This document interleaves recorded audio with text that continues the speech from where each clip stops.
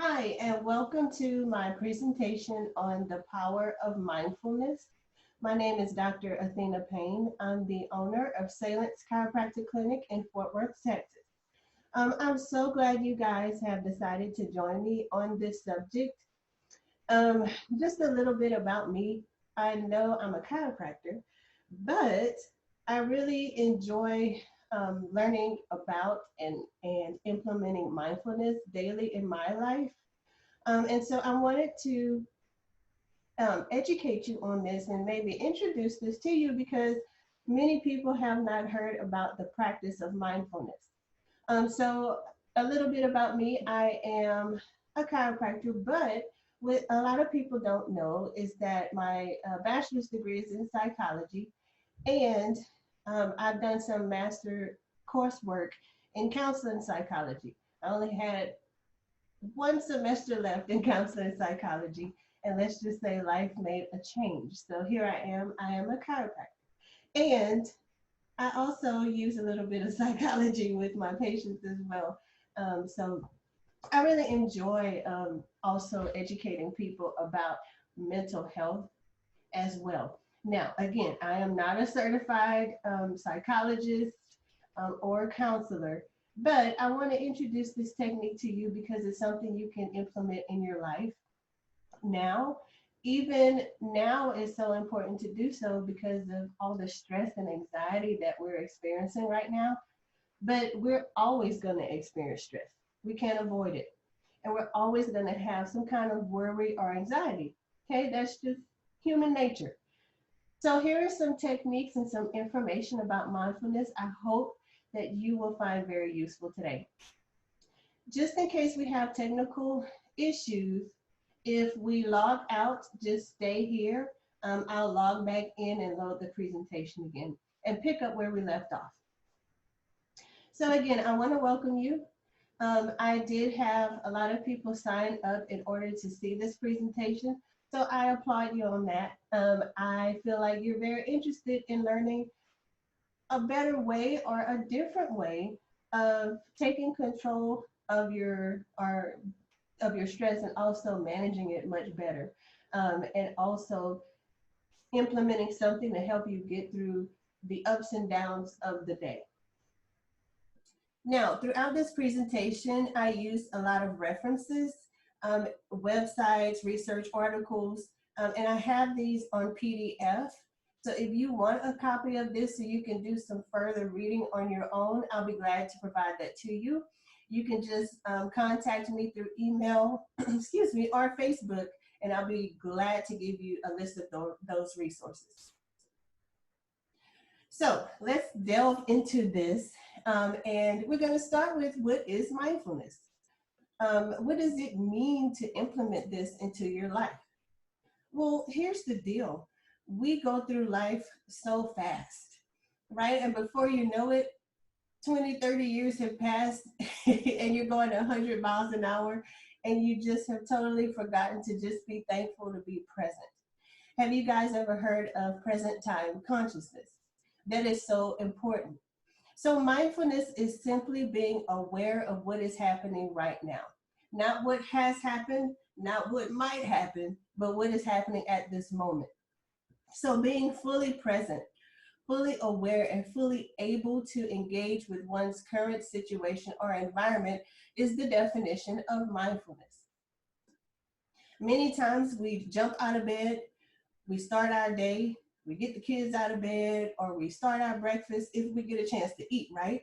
And then we shoot out the door, we go to work, we're hustling all day, we work, multitask all day. We get home, we're still going 100 miles per hour, and then finally we throw ourselves in the bed and fall out.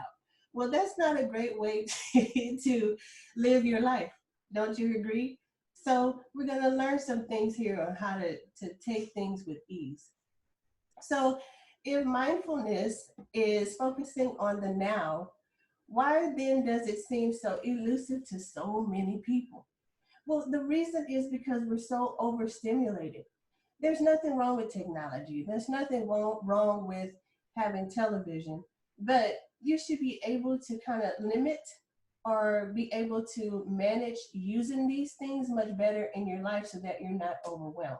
So many of us are so accustomed to overstimulation from the outside world that it takes our attention away from what is happening right now. So the more time we spend in our heads thinking about things that are happening right now, the less we're not experiencing right now. We are learning right now in our lives to be appreciative of everything that we have. The food we eat, the shelter we have. We are learning not to take those things for granted, correct? Well, what better way to appreciate those things and show gratitude than to be more mindful with what we have right now? So there was a Harvard study that investigated certain brain waves that measure distraction in the brain. And those brain waves are called alpha rhythm brain waves. This brain rhythm is thought to decrease activity in the mind, which is associated with being distracted and overstimulated. So participants in the study were given an 8-week mindful meditation program. They were able to measure their attention direction, whether it was a short attention span or if they were able to hold their attention a little bit longer. So what they noticed that as they went through this 8-week mindful meditation program, they were able to improve their attention and be more mindful and be able to increase that part of the brain's capacity for focusing. So that's one of the benefits of being mindful. It increases your attention. So let's talk a little bit about past, present, and future. Okay. Now, there's one thing I want you to be able to implement starting today. I want you, when you're going 100 miles an hour, you catch yourself with a fast heart rate and you're shallow breathing, and sometimes you're not even aware that you're breathing shallowly. If you notice that your anxiety is going up, I want you to repeat silently to yourself or whisper it to yourself. I want you to say, be here now. Be here now. Remind yourself to be here right now. So, have you guys ever heard of that before? I hope you have. And if not, now you're going to remember that because I told you to remember it, right? So if you're constantly preoccupied with worry about something that happened in the past, whether that was 10 minutes ago or 10 years ago, how are you truly focusing your attention on the here and now in your life? Okay, so just think about that for a second. The same thing goes for the future. You have no control over the future. We have influence on the future, right? But we don't have control. So that over anticipation of something that's going to happen in the future, whether it's something that's due for work or an event, or just something that you are dreading looking forward to. You have to learn how to bring yourself and practice bringing yourself back to the now. So there's a mindfulness guru. He's very famous when it comes to practicing mindfulness. His name is Eckhart Tolle, and he stresses in his teachings that it's very important to practice mindfulness and to let go of the past and the future. That's so hard to do, right? Because we have we have made our minds to be focused on and dwell on experiences that we have had in the past to influence what we're going to do now and in the future, right? But we have to learn to practice. That's a huge word. Practice to let go. Okay. Now, one thing that you're going to practice on doing now is saying to yourself, be here now. The other mantra that you're going to say to yourself is, I'm just going to let this go. Let it go. Okay. Now, this is one of my favorite quotes. Surrender to what is, let go of what was, and have faith in what will be. That's a powerful quote. And in my little gratitude journal, I have written this at the beginning because in moments where I feel like my mind's trying to go backwards or I'm stressing out about future, I read this quote and it helps bring me back to being here right now. So if you have your phones with you, take a picture of this. Make it a wallpaper on your phone or on your computer to help remind you to surrender to what is, let go of what was, and have faith in what will be. So, talking about letting go, our minds are so powerful. I did a presentation about a week and a half ago on how powerful the mind is on influencing our immune system, where our thoughts are also very influential. That's why we have things called affirmations, right? So, but some thoughts aren't facts. We have programmed ourselves, some of us, to focus more on negative, right? So as soon as something happens, we negatively start thinking about something, right? How we negatively will feel about something that you've experienced, or you negatively do self-talk, right? So we need to remind ourselves that these thoughts aren't facts. So let me ask you a question. How many of you have ever wrongfully believed something you told yourself without factual validation and ended up just a ball of anxiety with excess and needless worry? I'm raising my hand because I'm one of those people, right? We need to remind ourselves that these thoughts aren't facts. They haven't even come into fruition. But we've already programmed ourselves to think that way. So we need to learn how to let go. And a good website for you to see, they have a great article called, the website's at the bottom of the page here. It's mindful.org/power of letting go. And it's a great article to teach you different techniques on how to just let go. Life is too short, right? So we just need to learn how to practice this. So we're going to move on to mindfulness and its influence on anxiety and depression. Anxiety and depression are on a rise, and not just because of what we're going through, but especially medication to treat these two diagnoses have risen. I mean, it's beyond belief how many people are prescribed medications for this.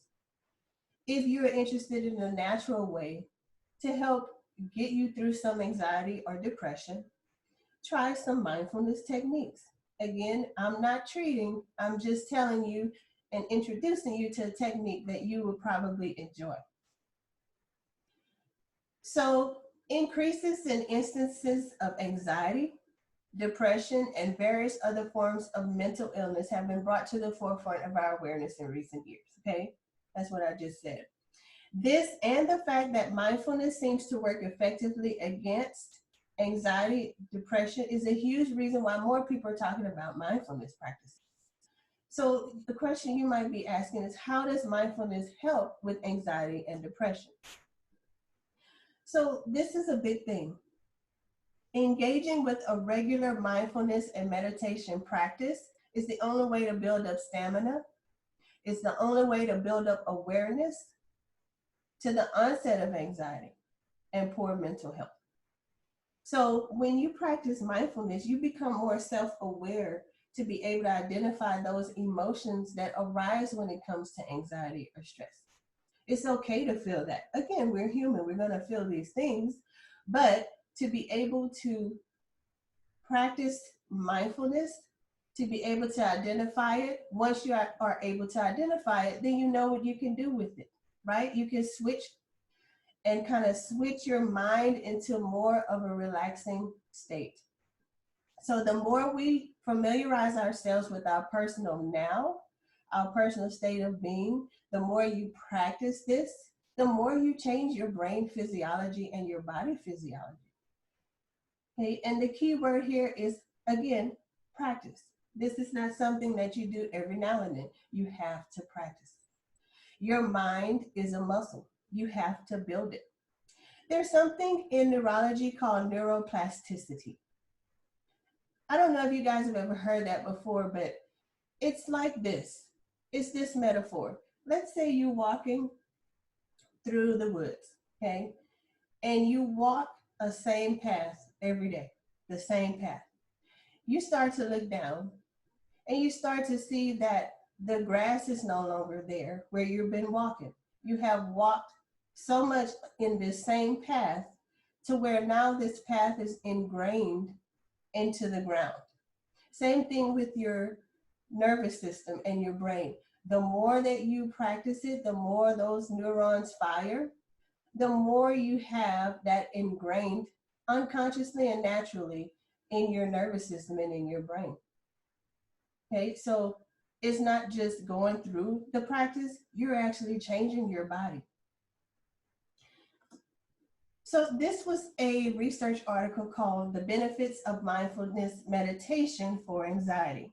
This was in the Journal of Clinical Psychiatry, and it was done in 2013. So they did a research on a certain program called the Mindfulness-Based Stress Reduction Program.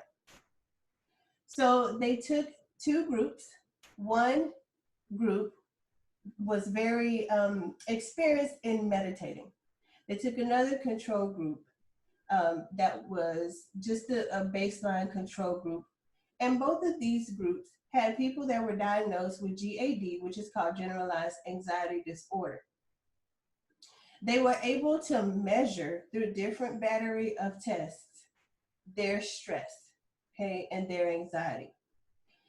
They put them through this program, and what they found in the conclusion was the results were this mindfulness-based stress reduction program was actually measurable to see their anxiety be reduced, to improve their stress, and not only their stress, but their reactivity and their coping, how they react, okay, to different stress. It changed. How their body actually coped, it changed. So if you're the type that like to read research, again, this will be on the list of sources that I can give to you. Read this. This is a very interesting research article. So this is all not just foo-foo, okay? These are things that's actually being measured and being researched. So we're gonna move to a topic called cognitive flexibility. And this is a pretty cool topic. This kind of goes with the neuroplasticity that I was talking about earlier. So first of all, we're gonna go into the definition of what is cognition. What does it mean to use cognition? Well, it's simply this.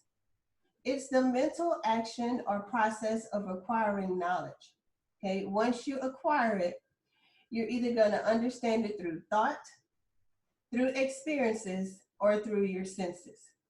So you get the knowledge, process it, and you're going to understand it and comprehend it through three things: thought, experiences, or senses. That's cognition.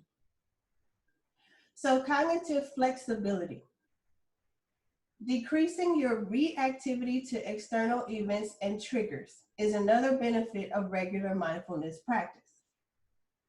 Self-awareness and self-observation are key things in mindfulness that you learn to grow. These are tools that you get with mindfulness practice. You become less reactive.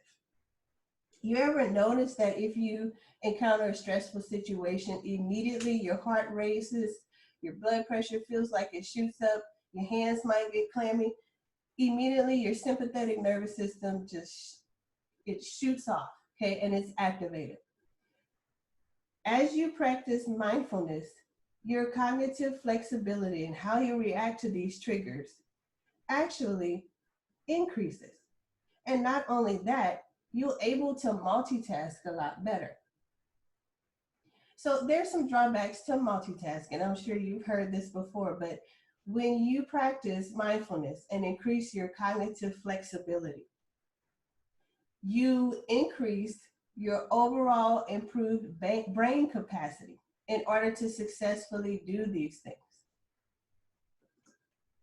So your body is able to handle more of a reactive approach, and your body is able to not immediately go into sympathetic fight or flight.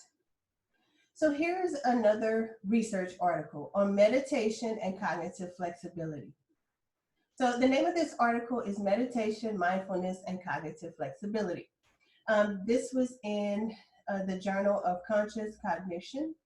And this is just a little abstract from it, but to get the whole article, you would have to just go to this page. And the link will be provided in the sources list. So this study investigated the link between meditation, self-reported mindfulness, and cognitive flexibility, as well as other attentional functions. So their attention, again, was measured. It was measured through an endurance test of attention. It's called the Stroop interference. The overall results suggested that attentional performance and cognitive flexibility are positively related to meditation practice and levels of mindfulness. So the people who were meditators performed significantly better than non-meditators on all measures of attention. Furthermore, self-reported mindfulness was higher in meditators than non-meditators. So the relevance of these findings for mental balance and well-being are discussed in this research. And I think this is cool that, again, it's showing how these things are being measured and how mindfulness is affecting not only reducing stress, but also our attention levels. So let's talk about slowing down. Okay, so now we talked about be here now. We talked about letting go. Now we're going to talk about slowing down. How dare we talk about slowing down, right? Well, guess what? Right now, with what we're going through, we have been forced to slow down. So while we're slowing down, let's use our time wisely, right? So a really easy way to incorporate mindfulness into your everyday life is to simply slow things down. And I'm going to give you some examples. So when you're eating, slow down. Don't force it in your mouth and just wolf it down. Enjoy your meal. First of all, show gratitude and be thankful that you can eat. There's people that are having issues getting food on their table for themselves or their family. Show thankfulness. Slow down. Eat your meals. Taste the food. That's being mindful with your eating. You want to slow down when you're walking. If you're going to go outside, okay, you have cabin fever, you're like, I'm going to go outside today and take a walk. Don't brisk walk. You don't always have to exercise, right? Just walking. Your mental health is just as important. Appreciate what you see while you're walking. Appreciate the wind on your skin. Appreciate the sunshine. Appreciate if it's raining outside, thank God for the clouds. Thank Him for the rain. Thank you that you're able to see those things. If you see a bird flying or a butterfly, you see flowers, you see the grass, you see the trees moving. This is all being mindful and just thankful that you're able to see these things. So slow down your walk and take time to notice your surroundings. Another example is slow down your quick responses to interactions. And this can even be communication with others. Right now, we're learning how to connect with our families, right? Or at least we're trying, right? So a good thing to practice with communication is learning how to listen to others. Slow down and just listen. Listen to listen. You don't always have to listen to respond. Listen to listen, and you'll be surprised what you hear from that other person. I always say you need to be more interested than interesting, right? That's powerful. So slow down your quick responses. Whatever you're doing, wherever you're going, I give you a challenge. Challenge yourself to observe one new thing every day. And I guarantee you, you'll be amazed at how much calmer you feel. It will be automatic. So we're going to talk about some methods of slowing down. There are several methods that are effective. One is breath control and guided meditation. So we're going to talk about 3 types of breath control. There's so many different types of breathing techniques, and we're going to do the basics here, okay? So I want you guys to actually see how this works. I have some videos, and then I want you to practice it with me as we're doing this, as we're going through each one. So the mindful breath technique one is called equal breathing. So this is an easy technique. This was very easy to remember. So what you want to do is have a balanced breath. How does this work? Okay, so you will start to inhale for a count of 4, and then you're going to exhale for a count of 4. You're going to do this only through the nose. And doing it through the nose, what that's going to do is add a natural resistance to the breath. And so as you practice this, you might want to do this for about 30 seconds. As you practice this and get real good at it, you want to increase it from 4 seconds to 6 to 8 counts. What this will do is switch your body from sympathetic fight or flight automatically into parasympathetic, which is that part of the nervous system for rest and digest. So this is really good for doing right before you go to bed. So if you are the type of person where your mind races and races and you can't calm it down, try this breath technique. And if you can do it for 30 seconds to a minute, do that. And I guarantee you that will help settle your mind and it'll help calm your nervous system. The next technique is called the abdominal breathing technique. I really like this technique because it also has physiological improvement that you can reap. So one thing that you would get from this is it may increase your lung capacity. When you do this, you're exercising the tissue of your lungs. So it will help you not only to decrease your stress, but it'll also help you, say, when you start doing aerobic exercise, your lung capacity will increase. So this is called abdominal breathing technique. It's great for opening the airways and expanding the lungs. So it's going to increase oxygen flow to your brain. Your brain feeds off of glucose and oxygen, among many things. So I'm going to show you this video, and you can do abdominal breathing laying down or seated. Okay, but we're going to do seated because I'm sure most of you are seated right now.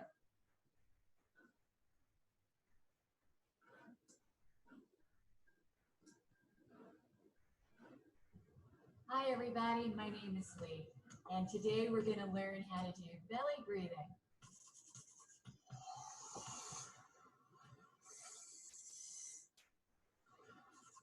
So take your right hand and place it on your chest. Your left hand will go over your belly button.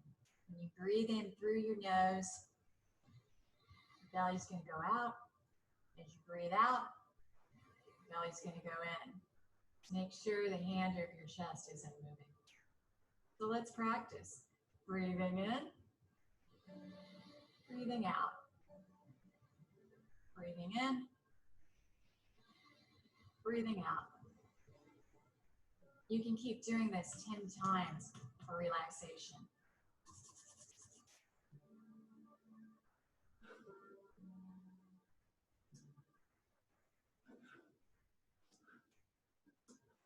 Okay, so yeah, you can YouTube abdominal breathing technique, and you can see a bunch of videos on how to actually practice this.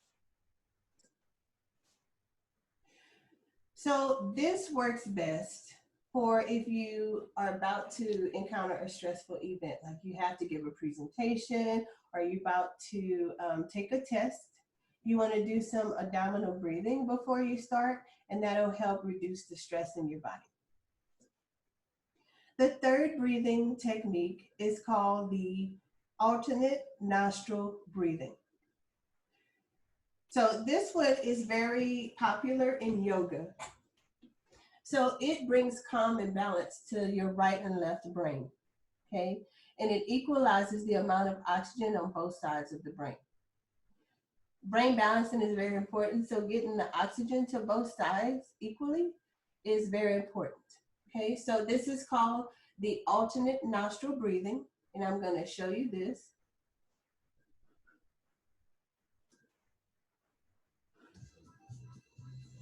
I'm Lynn Slater, and I'm also known as the Accidental Eye. In this guide, we're going to talk you through an alternate nostril breathing exercise. It's a great way to calm the nervous system and an effective stress reliever that everyone can practice at any point throughout the day. To start the exercise, come into a comfortable sitting position. Ensure that your spine is long and rest the backs of your hands on your knees, with your palms facing up towards the ceiling. Bring your right hand up, make sure your index and middle finger are touching, and then bend those fingers in towards the palm. Place your thumb against your right nostril and inhale through the left nostril. Then move your hand to place your ring finger and little finger against the left nostril as you release the thumb and exhale out through the right nostril. Inhale through the right and then swap over and exhale out through the left. This is the alternate nostril breathing exercise. Inhale through the left, swap the finger over, release the thumb, and exhale out through the right.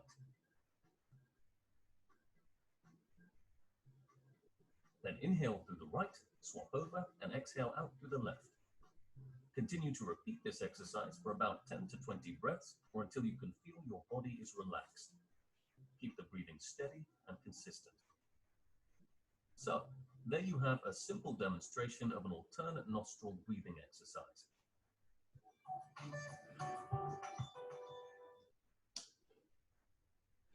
Okay, so I'm going to close this out. Okay, so I think that's a pretty cool technique. I had never heard of that one.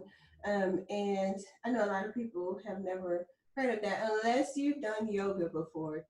Again, that's very popular. So those are the three that I think you are able to implement right now, actually.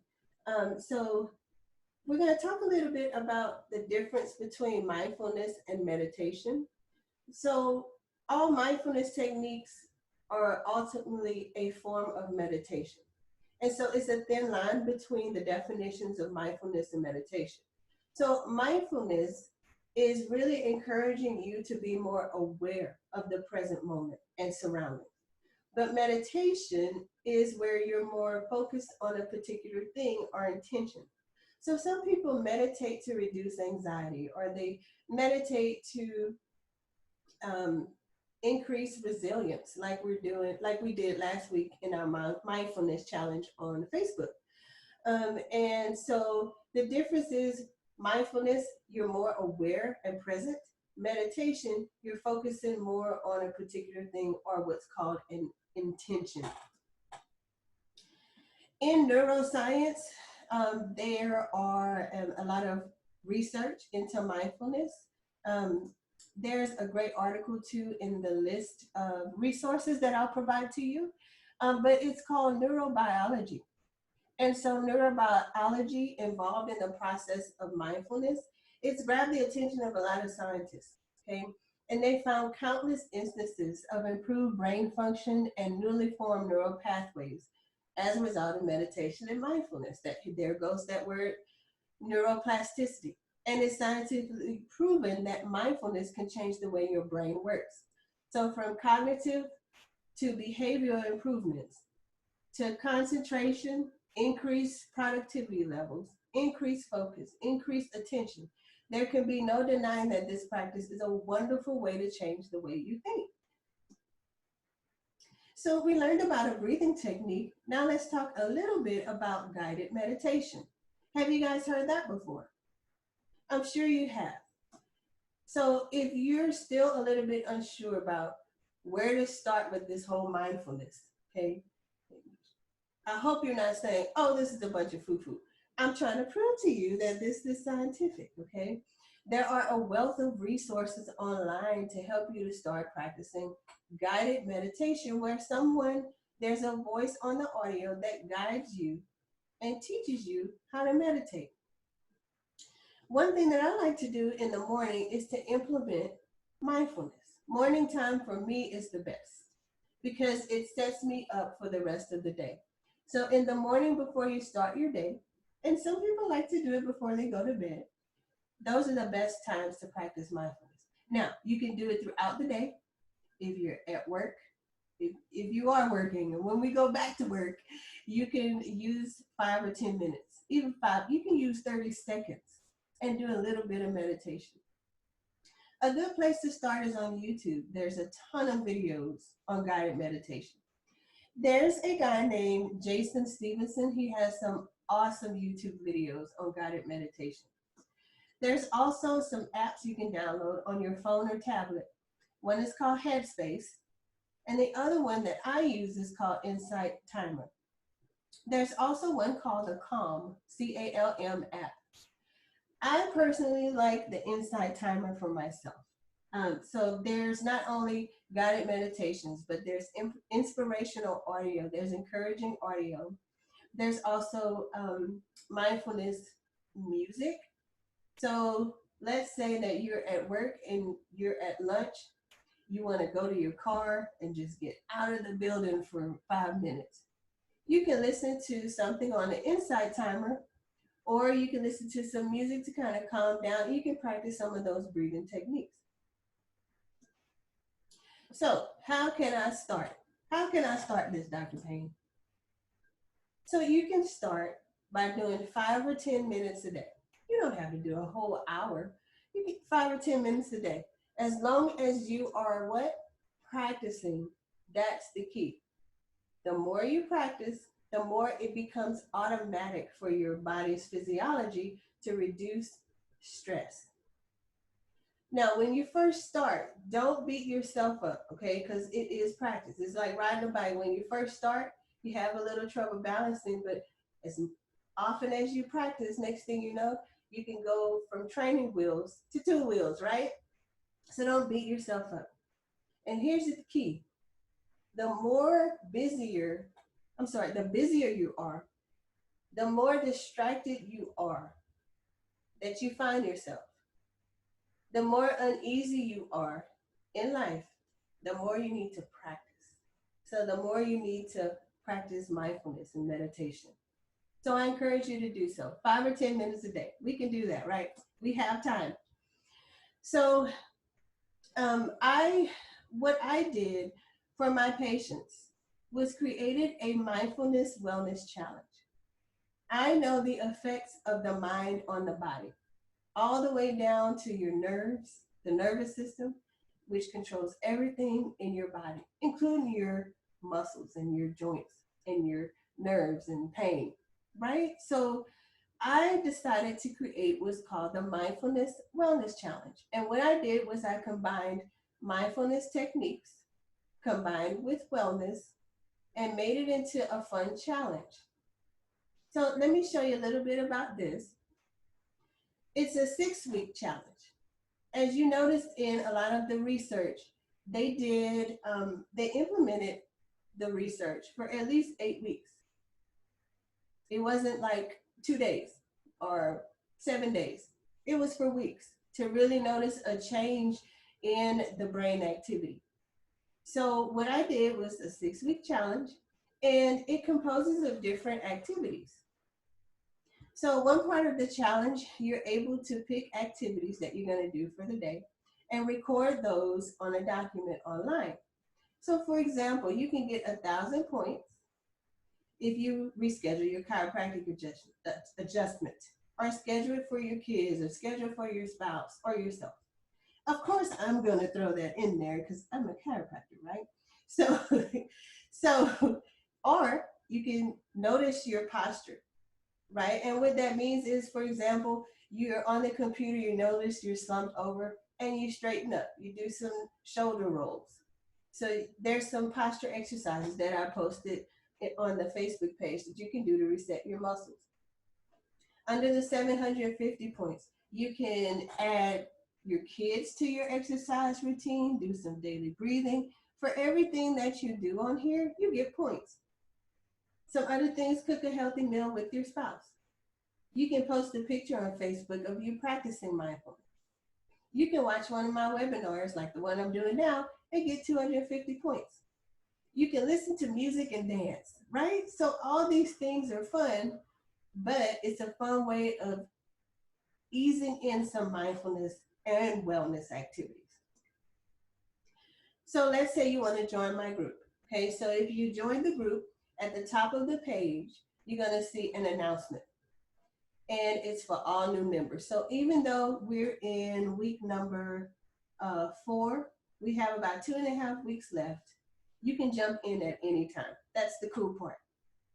And what you will do is you will use this step-by-step guide to guide you through. So even if the challenge is over, you can still go from week to week and learn something and implement some mindfulness. So when you click on the guide, what you will see are 2 pages. This is the first page. Now, I decided to do this for my patients because I know I was not going to be able to see them, right? I did not want them to come back in such a terrible state. So I know mental health is so important, but your mind again influences your physiology. So let me ask you a question. What do you foresee will happen to yourself if you don't attempt to take action to protect and be in control of your inner peace during and after this difficult time? What are you going to do? How do you begin?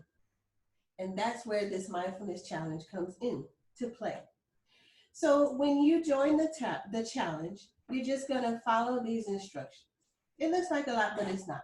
Okay, so once you join, I'm going to welcome you to the page and welcome you to our little community. We're almost at 100 members. Okay, so you're going to introduce yourself if you like, and you're going to tell a little bit about yourself and why you're joining the group. Then you're going to take an assessment questionnaire. It's called the Mindfulness Assessment Questionnaire. It's a battery that measures how mindful you are, and it gives you a score at the end, which I think is pretty cool. Now, what you're going to do is do this at the beginning of the challenge, or you should have, or you can do it now. And then when you're done, you're going to do it again to see if your score changed. If it's lower, that means you need more practice, and that's fine. If it's better, still continue to practice because you can always be better. Third, what you're going to do is watch the challenge video. So this is a video that I did to explain how the challenge works. So it goes into detail. It's a short video. If you want to access the questionnaire, you can click here. Or on the Facebook page, you can just type in the search box, assessment questionnaire, and it'll pop up. The same thing with the challenge video. You can type challenge video in the search box and it will pop up. Or you can click the link. Each week we have had themes. Okay, so for week 1, what we went over was what is mindfulness and practicing mindful meditation. Week 2, we went over practicing mindful breathing. So what you can do if you're just jumping in, you can type in the search box on the Facebook page, practicing mindful breathing, and when you click enter, all the posts that have to do with that will pop up. And then you can go through those on your own. Week 3, we just finished practicing mindful resilience. We all need to be resilient right now, so what a great way to incorporate mindfulness and combine those two. Right now we're in week 4, and we're talking about our passion, but how to be mindful about our passion in life. Next week, we're going to start on practicing mindful integrity and gratitude. And then week 6, we're going to practice mindful reflection. So I chose these things for a reason. And so it's good to be able to go from week to week just to see how you can implement some of these things, okay, into your daily life. If you want to document the points, you can go to this document online. It auto saves. And once you become a member, I will add you to this document. You can start recording your points if you wish. If you want to passively learn these, go through these weeks, you can, but I encourage you to actually take action and go through these activities that I posted and you can get points. Because at the end of this challenge, you can look back over the challenge, look back over your points and see how mindful you have been through the 6 weeks. So I encourage you to actively participate. You can post on the page. It's a safe place for you. At the bottom here, I have what two people are saying about the challenge. So one person said, "This is awesomeness. Easy to follow, nothing overwhelming.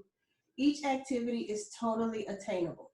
Thank you for taking the time, Dr. Payne, to help our community." And of course, I am so happy I'm able to help. And then Rachel said, "I'm excited about this group. I am a massage therapist and love to help others with their mindfulness and self care needs. I hope to follow along each week and try to add some much needed extras to my life, like getting active with my son and learning to cook healthy meals together. I think that this is just what we needed." So I'm so happy about implementing this. And it's not limited to my patients. If you want to invite your friends to the page, they're more than welcome to join. This is a book I wanted to share called The Miracle Morning. And it's pretty cool because it gives you different ideas to transform your life before 8 a.m. Now, I know a lot of us by 8 a.m., we're either at work or just getting up. So, this is cool to be able to implement this into your life so that you can have more of a purposeful day. You're not wasting your life. Life is short, right? So, we should make the best of it.